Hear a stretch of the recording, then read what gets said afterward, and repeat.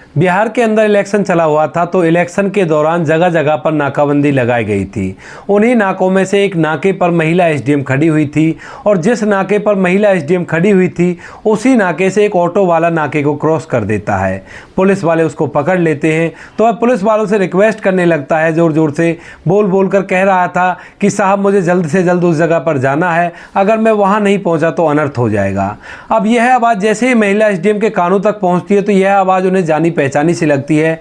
तो वह एकदम से उस ऑटो वाले की तरफ पलटकर देखती है, तो जो ऑटो वाला था उसे देखते ही महिला एसडीएम के पैरों तले से जमीन खिसक जाती है। इधर तभी वह ऑटो वाला महिला एसडीएम की तरफ देखता है, तो वो भी देखते ही भौचक्का सा खड़ा रह जाता है। आखिर कौन थे ये दोनों, क्या कहानी थी, किस वजह से एक दूसरे को देखकर इस तरह से रह गए थे, और इससे आगे इस कहानी में क्या होगा, पूरी कहानी के बारे में जानने के लिए वीडियो को अंत तक जरूर देखें। दोस्तों, इस कहानी के पात्रों के नामों को बदल दिया गया है ताकि उन लोगों को कोई परेशानी ना हो जो इस कहानी से जुड़े हुए हैं। यह कहानी है बिहार के पटना की रहने वाली सुमन की। सुमन, जो कि पढ़ने लिखने में काफ़ी ज़्यादा होशियार है, उसने अपनी ग्रेजुएशन कर ली है, और ग्रेजुएशन करने के बाद वह अपनी आगे की पढ़ाई में लगी हुई है। उसे पढ़ लिख कर एक बड़ा अफसर बनना है, और इसी वजह से वह दिन रात मेहनत किया करती है।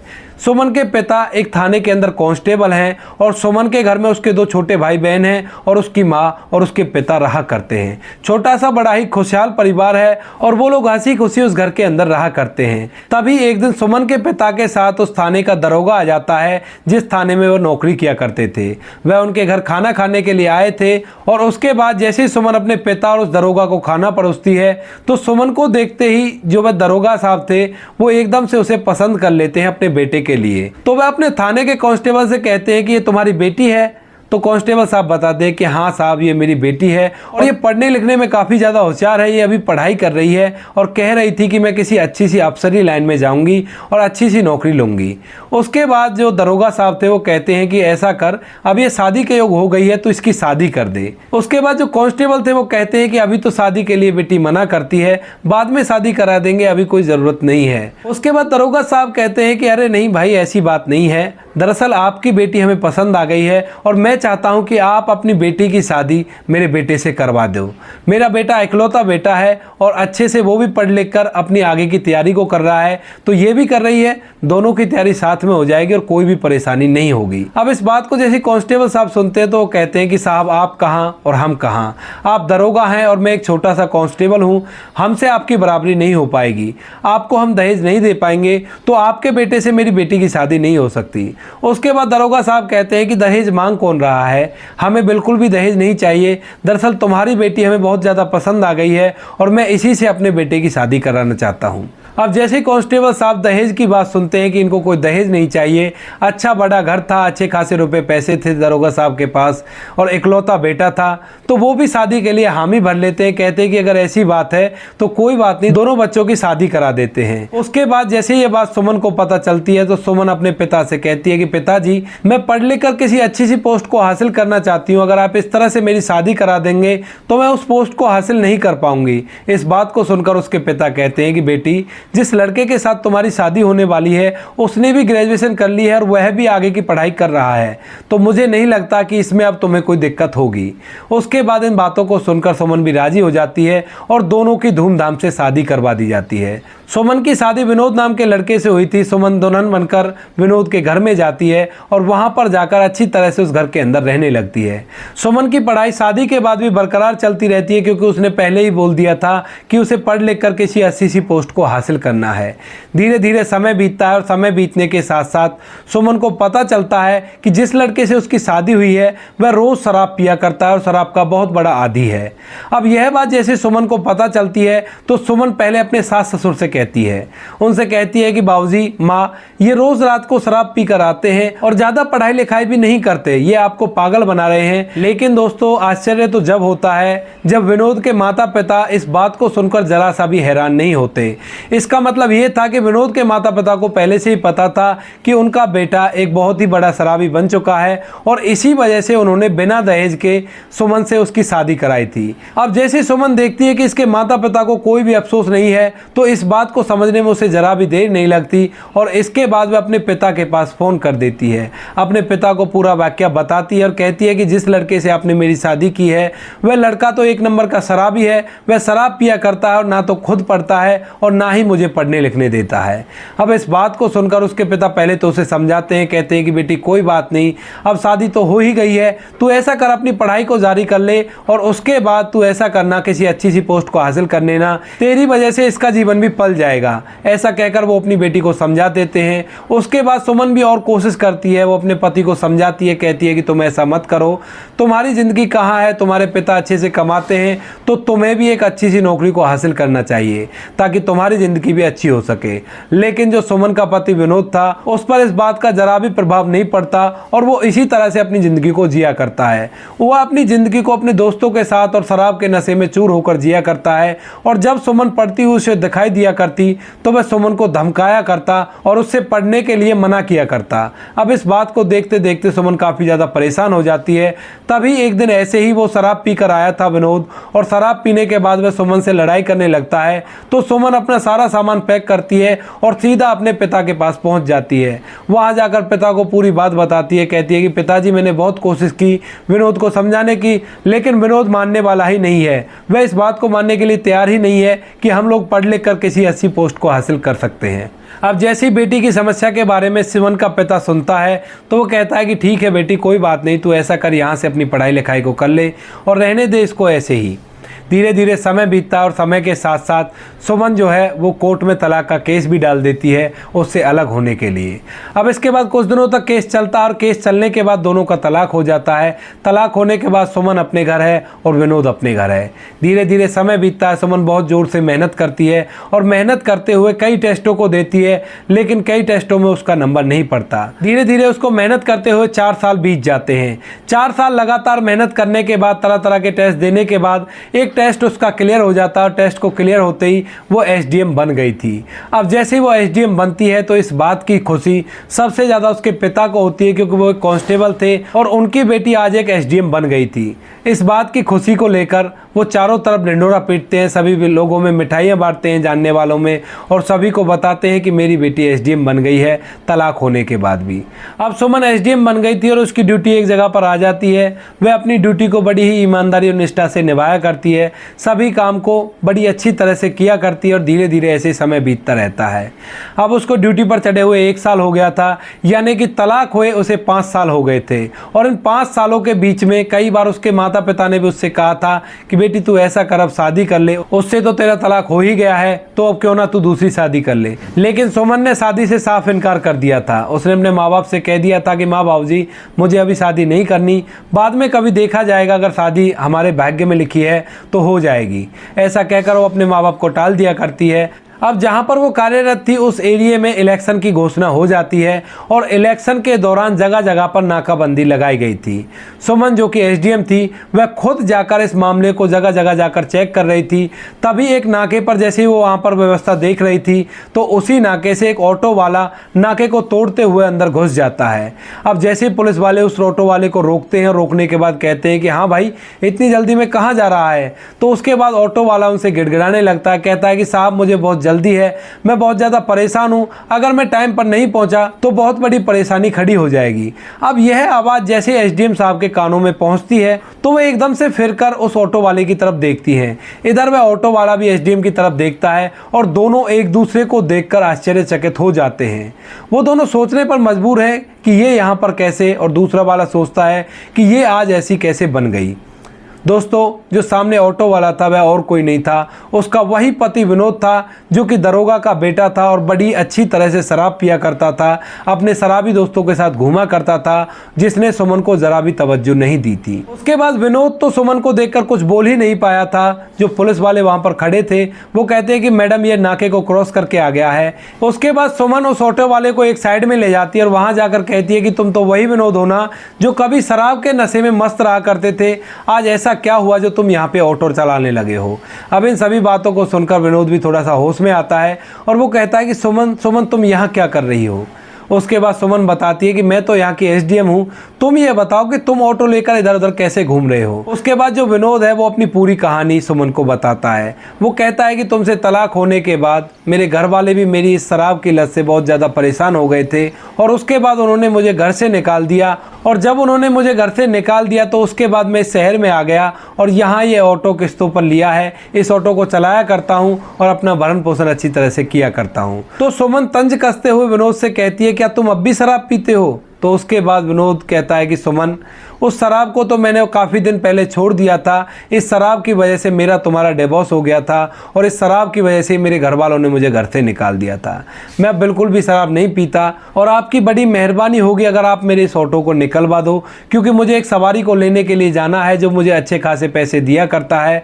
अगर मैं उसे लेने के लिए नहीं पहुँचा तो मेरा बहुत ज़्यादा नुकसान हो जाएगा। उसके बाद सुमन विनोद को अपना एड्रेस देती है और कहती है कि कल सुबह इस एड्रेस पर आकर मुझे मिलना, और ये बात कि हम दोनों तलाकशुदा पति पत्नी है ये किसी को नहीं बताना। इसके बाद विनोद उस एड्रेस को लेता है और सुमन उसके ऑटो को निकलवा देती है। कहती है कि ठीक है, मैं इसे जानती हूँ, ये अच्छा इंसान है और इसके पास ऐसी कोई चीज़ नहीं होगी। उसके बाद विनोद ऑटो को लेकर अपने काम में लग जाता है। दूसरे दिन सुबह सुबह विनोद जल्दी से उठता है। उठने के बाद उस दिए हुए एड्रेस पर पहुंच जाता है सुमन से बात करने के लिए, क्योंकि वह जानना चाहता था कि सुमन की ज़िंदगी में अभी चल क्या रहा है और वह उससे माफ़ी भी मांगना चाहता था। उसके बाद वह सुमन के पास पहुंच जाता है। सुमन वहीं पे मिलती है, दोनों बैठकर बातें करने लगते हैं। तो तभी विनोद सुमन से पूछता है कि सुमन, सबसे पहले तो मैं तुमसे माफ़ी चाहूँगा क्योंकि मैंने तुम्हारे साथ जो किया वो बहुत ही गलत था, मुझे ऐसा नहीं करना चाहिए था। अब उसके बाद मैं जानना चाहता हूँ कि तुमने अपनी ज़िंदगी में उसके बाद क्या क्या किया जब से हमारा तलाक हुआ था। उसके बाद सुमन अपने बारे में बताती है। कहती है कि उसके बाद मैंने केवल पढ़ाई की है और कई बार कई टेस्टों को मैंने दिया, लेकिन कुछ मेरे रह गए थे और कुछ में मेरा सिलेक्शन हो गया था, लेकिन वो नौकरी मुझे अच्छी नहीं लगी थी। धीरे धीरे मैं मेहनत करती रही और 4 साल मेहनत करने के बाद आखिरकार मेरा नंबर इतनी अच्छी रैंक पर पड़ गया था।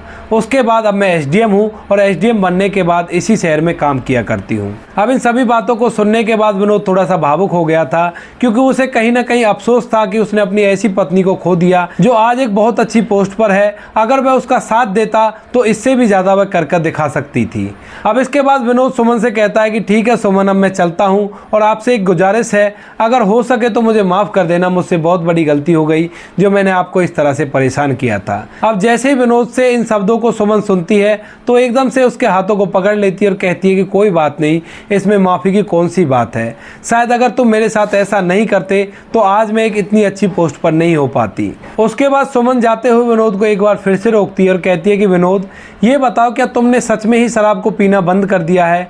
तो उसके बाद जो विनोद है वो हंसता हुआ कहता है कि हाँ, तुम सही कह रही हो, तुम्हें इस तरह से विश्वास नहीं होगा, लेकिन मैं सच कह रहा हूँ, मैंने शराब को पीना बिल्कुल बंद कर दिया है, क्योंकि शराब की वजह से तुम मुझे छोड़कर चली गई और मेरे परिवार वालों ने भी मुझे घर से निकाल दिया। अब इसके बाद दोस्तों जो सुमन है वो कहती है कि ठीक है, अगर तुमने शराब पीना छोड़ दिया है तो मैं तुम्हारे लिए कुछ करना चाहती हूँ। विनोद कहता है कि करने की कोई ज़रूरत नहीं है, मेरे लिए तुम्हें कुछ करना है तो तुम केवल ऐसा करो, मुझे माफ़ कर देना जो कुछ भी मैंने तुम्हारे साथ किया था। अब कई बार विनोद सुमन से माफ़ी मांग चुका था। इसके बाद जो सुमन है जाते हुए विनोद को अपना नंबर दे देती है और उसका नंबर उससे ले लेती है, क्योंकि सुमन के दिमाग में कुछ और ही चल रहा था। धीरे धीरे समय बीतता है और समय के साथ साथ सुमन विनोद की अच्छी तरह से जाँच पड़ताल करती है, क्या वो सही कह रहा है या आज भी वो नशा किया करता है। उसके बाद जैसे वो जांच पड़ताल करती है तो उसे पता चलता है कि विनोद सच में ही सुधर गया है और उसने अब मेहनत करके कमाना सीख लिया है। इसके बाद जो सुमन है वो उसके लिए गाड़ी निकलवाती है। गाड़ी टैक्सी नंबर थी जिसकी डाउन पेमेंट सुमन ने कर दी थी और उसके बाद उसे विनोद को देती है चलाने के लिए। कहती है कि तुम इसे अच्छी तरह से चलाओ और तुम्हारा जीवन और भी ज़्यादा बेहतर हो जाएगा। अब इसके बाद विनोद उस गाड़ी पर बहुत ज़्यादा मेहनत करता है और मेहनत करने के बाद वो किस्तों के साथ एक्स्ट्रा इनकम भी जनरेट किया करता है। अब जैसे सुमन इन सभी चीज़ों को देखती है तो उसे विनोद पर विश्वास हो जाता है कि विनोद अब बदल चुका है। अब ऐसे ही वो बार बार फ़ोन पर बातें किया करते थे, तो एक दिन बातों ही बातों में जो विनोद है पुरानी बातें चली हुई थी शादी के टाइम की, जब वो शादी पे रहा करते थे, तो विनोद उस टाइम भी माफ़ी मांग रहा था। कह रहा था कि सुमन, मैंने तुम्हारी कभी कभी कदर ही नहीं की। तुमने तो उस टाइम पर भी मुझे बहुत ज़्यादा समझाने की कोशिश की थी। तुमने बताया था कि ज़िंदगी अनमोल है और इसको अच्छी तरह से जीना चाहिए, लेकिन इन बातों को मैं ही समझ नहीं पाया और इसी वजह से ये सारी गड़बड़ हो गई। अगर हो सके तो मुझे माफ़ कर देना। उसके बाद सुमन भी थोड़ी सी भावुक हो गई थी, क्योंकि विनोद को अपनी गलतियों का एहसास हो गया था। उसके बाद उनकी ऐसी ही कुछ बातें चलती रहती हैं और वो दोनों मन ही मन एक दूसरे को दोबारा से पसंद करने लगे थे। अब ऐसे ही एक दिन विनोद सुबह सुबह सुमन के पास फ़ोन करता है, लेकिन सुमन उसका फ़ोन रिसीव नहीं करती है। फिर वो कई बार फ़ोन करता है, तब भी सुमन उसका फ़ोन रिसीव नहीं करती है। अब इस बात को देखकर विनोद को चिंता होने लगती है, तो वह अपनी उस कैब को लेकर सीधा सुमन के उस जगह पर पहुंच जाता है जहां पर सुमन रहा करती थी, क्योंकि सुमन ने उसका फ़ोन रिसीव नहीं किया था और इसी बात की चिंता के कारण वह यहाँ पर आ गया था। वह घर के अंदर आकर जैसे सुमन को देखता है तो सुमन को बहुत तेज बुखार था और वो बिल्कुल बेहोशी की सी हालत में थी। इसके बाद विनोद उसे उठाता है, अपनी कैब में बिठाता है और बिठाने के बाद सीधा हॉस्पिटल ले जाता है। हॉस्पिटल ले जाने के बाद वह सुमन का ट्रीटमेंट चालू करवा देता है। धीरे धीरे डॉक्टर साहब इलाज करते हैं। प्लेटलेट काफ़ी ज़्यादा कम रह गई थी, तो इसके बाद जो विनोद है वो अपनी प्लेट भी निकलवा कर सुमन को चढ़वा देता है और बहुत ही अच्छी तरह से सुमन की देखभाल करता है। लगभग 2-3 दिन के बाद सुमन को होश आता है और जैसे ही होश आने के बाद वो विनोद को अपने सामने देखती है तो वो कहती है कि विनोद तुम यहाँ पर क्या कर रहे हो। तो उसके बाद सुमन को पूरी बात को विनोद बताता है, कहता है कि तुम बीमार हो गई थी और तुम्हारी हालत इतनी ज़्यादा ख़राब थी कि अगर मैं तुम्हें यहाँ पर नहीं लाता तो कुछ भी हो सकता था। अब ये बात जैसे सुमन को पता चलती है तो सुमन को पूरा यकीन हो जाता है कि विनोद पूरी तरह से बदल गया है। इतनी ही देर में सुमन के घर वाले भी उसके पास आ जाते हैं, क्योंकि सुमन अपने माता पिता से दूर रहा करती थी, तो 2-3 दिन बाद ही उन्हें खबर मिली थी। जब सुमन ने उनका फ़ोन भी नहीं उठाया था तो उनको पता चल गया था कि बेटी कोई न कोई परेशानी में है और इसी वजह से वह भागे दौड़े वहां पर आ गए थे। अब इसके बाद सुमन के घर वाले आकर प्रदीप की तरफ घृणा भरी दृष्टियों से देखने लगते हैं। वह मन ही मन सोच रहे थे कि ये यहाँ पर फिर से आ गया, इसने पहले तो हमारी बेटी को तलाक दे दिया था, ना ही उसे अच्छी तरह से पढ़ने दिया था, अब दोबारा से ये यहाँ पर क्या कर रहा है। लेकिन सुमन अपने माता पिता को समझाती है, कहती है कि अगर आज ये नहीं होता तो आपकी बेटी इस दुनिया में जिंदा ही नहीं रहती। अब इन सभी बातों को देखकर जो विनोद है वो वापस चलने लगता है, उस हॉस्पिटल से जाने लगता है, क्योंकि वहाँ पर अब उसके माता पिता आ गए थे, केयर करने वाले और आ गए थे। लेकिन तभी सुमन उसे आवाज़ देती है और आवाज़ देने के बाद जैसे ही विनोद मुड़कर सुमन की तरफ देखता है तो एकदम से उसे अपने पास बुलाती है। अपने माता पिता के सामने विनोद को खड़ा करके कहती है कि माँ बाबूजी, कैसा होगा कि अगर मैं दोबारा से विनोद से शादी कर लूँ। अब इस बात को जैसे विनोद सुनता है तो उसे अपने कानों पर विश्वास नहीं होता। वह कहता है कि सुमन तुम कह क्या रही हो। उसके बाद सुमन कहती है कि मैं सही कह रही हूँ, मैंने इतने दिनों में तुझे अच्छी तरह से भांप लिया है कि तू सुधर चुका है और अब तू अच्छी तरह से जीवन को व्यतीत करेगा। तुझे पता चल गया है कि ज़िंदगी क्या चीज़ है और ईमानदारी से ज़िंदगी को कैसे जिया जाता है। मेरी शादी एक बार भले ही हो गई है, मैं दोबारा से शादी नहीं करना चाहती और मुझे पता है कि तुम्हारी भी शादी नहीं हुई है। अब इसके बाद ये बात को सुनकर जो विनोद है वो एकदम से सुमन के गले लग जाता है और फूट फूट कर रोने लगता है। कहता है कि सुमन तुम देवी हो, तुमने मेरे इतने बड़े गुनाह को माफ़ कर दिया जिस गुनाह को लेकर शायद कोई लड़की कभी भी ऐसा नहीं करती। और तुम तो एक बड़ी पोस्ट पर हूँ, मैं कहाँ ऑटो वाला, और तुमने जब भी मुझे अपने लायक समझा, ये बहुत बड़ी बात है मेरे लिए। इसके बाद जो सुमन के घर वाले हैं वो भी इस बात में कुछ नहीं कहते, क्योंकि सुमन की जान बचाने में फ़िलहाल विनोद का ही हाथ था और विनोद ने ही उसकी जान बचाई थी। इसी वजह से वो भी शादी के लिए हामी भर लेते हैं और दोनों की दोबारा से एक मंदिर में शादी करवा दी जाती है। अब शादी होने के बाद जैसे ही विनोद सुमन को लेकर अपने घर वालों के पास पहुंचता है तो उसके घर वाले भी उसे देखकर एकदम से खुश हो जाते हैं और वह सुमन से माफ़ी मांगते हैं।